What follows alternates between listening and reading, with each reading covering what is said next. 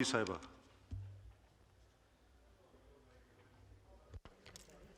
औज़ुबिल्लाहिमिनश्शैतानिर्रजीम बिस्मिल्लाहिर्रहमानिर्रहीम। सबसे पहले तो ये जो 5 मई को करारदाद पेश की गई है भारतीय दहशतगर्दी के ख़िलाफ़, हम इसकी पुरज़ोर हिमायत करते हैं।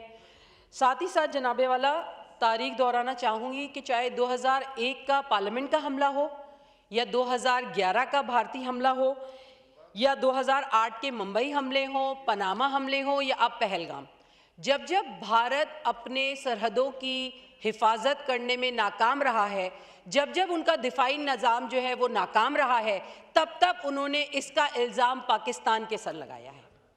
मगर भारत ये भूल जाता है कि पाकिस्तानी वो कौम है जिन्होंने लाखों कुर्बानियाँ देकर 1947 में ये मुल्क हासिल किया, जिसके जवान बेटे, माएँ, बहनें, बेटियाँ और बच्चों ने अपनी गर्दनें कटा के ये आज़ादी हासिल की, जो ला इलाहा इल्लल्लाह मुहम्मदुर रसूलुल्लाह की बुनियाद पे बना था और इसी की बुनियाद पे कायम रहेगा।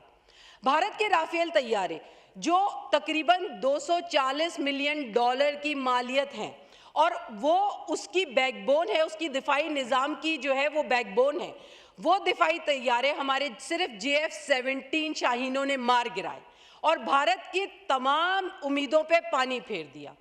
भारत ये बात भूल गया कि जंग कभी भी हथियारों से नहीं बल्कि हौसलों से लड़ी जाती है। 1947 की जंग भी हौसलों से लड़ी गई थी, 1965 की जंग भी हौसलों से लड़ी गई थी, 1971 में भी ये जंग जीती जाती अगर भारत हमारी पीठ पे वार ना करता। और अब इंशाल्लाह चाहे 2019 के हमले हो, चाहे 2022 के और अब 2025 जहां हम खड़े हैं, भारत इस दफ़ा भी नाकाम होगा।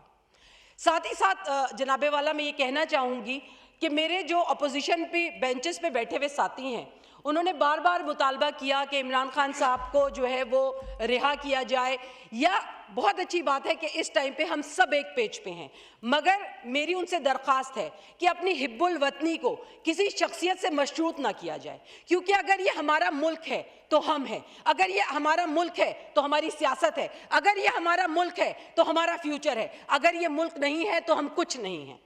तो बराए मेहरबानी इस वक्त ज़रूरत समर की है कि आपस के इख्तिलाफात को भुला के, जो कि उन्होंने इसका बड़ेपन का मुजाहरा भी किया है, मगर शायद इसमें मज़ीद ज़रूरत है कि वो अपना दिल बड़ा करें।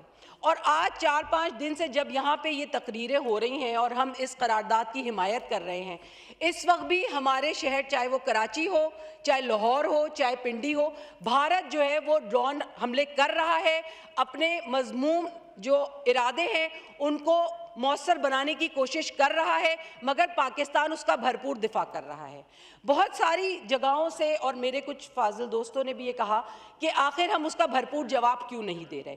तो मसला ये है कि जनाब कि हमें ये समझना पड़ेगा कि जंग किसी मसले का हल नहीं बल्कि हज़ारों मसाइल की जड़ है। अगर हम जज्बात में आके कोई जवाब दे भी देते हैं तो उससे मासूम जानों का नुकसान होगा। पाकिस्तान ने जवाब दिया है, मगर पाकिस्तान की पोजीशन डिफेंसिव रही है, मगर पाकिस्तान ने उनकी जो है वो ब्रिगेड को भी उड़ाया है, उनके ड्रोन को भी नाकाम बनाया है। आज इस वक्त तक जब हम यहाँ मौजूद हैं, 77 से ज़्यादा ड्रोन हमले जो है वो नाकाम पाकिस्तान बना चुका है। मेरे ख्याल में ये पाकिस्तान की बहुत भरपूर कामयाबी है। साथ ही साथ जो पाकिस्तान की क़यादत है, जो पाकिस्तान की सियासी क़यादत है या अस्करी क़यादत है, उन सबको मैं ख़राज तहसीन पेश करती हूँ।